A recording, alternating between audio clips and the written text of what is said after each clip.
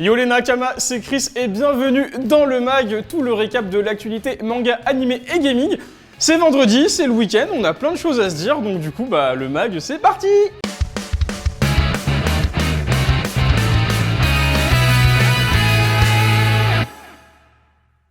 Et on commence cette première news côté manga avec l'éditeur Pika qui annonce un coffret collector pour le tome 34 de l'Attaque des Titans. Comme vous le savez, c'est le dernier tome en cours de parution et Pika oblige, il nous propose un coffret collector contenant plein de choses exclusives, dont des pages inédites non dévoilées et qui n'étaient pas dans le Besatsu Magazine, donc le magazine de prépublication de l'Attaque des Titans. Un ex-libris, des cartes postales et tout ce qui s'ensuit avec les coffrets collector. En tout cas, rassurez-vous, Pika a promis qu'il y aurait du stock pour tout le monde. Parce que vous souvenez-vous, pour le tome 33, c'était un peu délicat et ça s'est retrouvé sur Vinted et autres sites à des prix exorbitants. Du coup, ce coffret collector sortira à partir du 13 octobre prochain. Bien évidemment, vous pouvez demander à vos libraires de le précommander et sur tous les bons sites de revente. Et on continue les news côté animé car des figurines du prochain film My Hero Academia World Mission vont sortir en octobre prochain. Ces trois figurines vont constituer le Big 3 de UA, c'est-à-dire Shoto, Bakugo et Deku, dans leurs costumes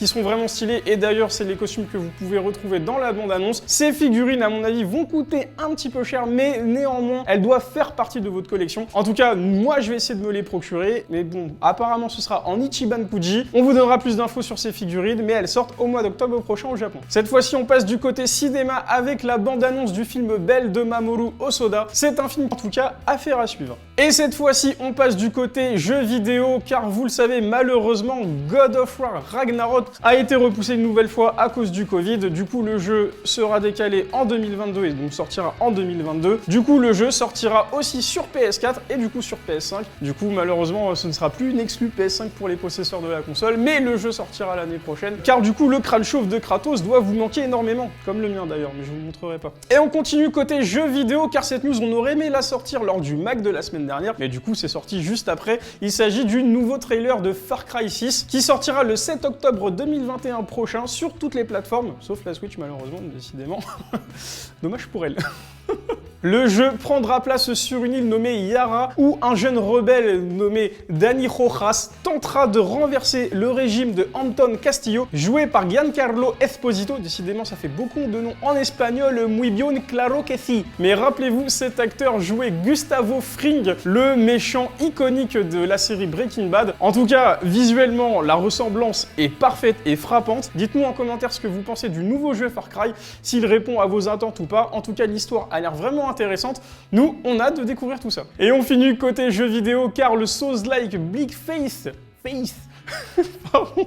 J'en ai marre, à chaque fois vous me filez des titres en anglais, putain, Bleak Face Souls, wesh, là juste avant c'était en espagnol, putain les gars. Et on finit l'actu côté jeux vidéo avec le Souls-like Bleak Face qui a été financé par Kickstarter en 2019, a dévoilé son premier trailer et le jeu sortira du coup en fin d'année, donc en 2021. A dévoilé son premier trailer, du coup le jeu sortira en fin 2021 sur PC et peut-être prochainement sur les autres consoles, en tout cas affaire à suivre. Du coup les Nakamas, c'est tout pour le mag cette semaine, comme d'habitude, n'hésitez pas à lâcher un pouce bleu, à activer la cloche et à vous abonner. Bien évidemment, vous pouvez retrouver toutes nos actus sur notre Instagram, ici.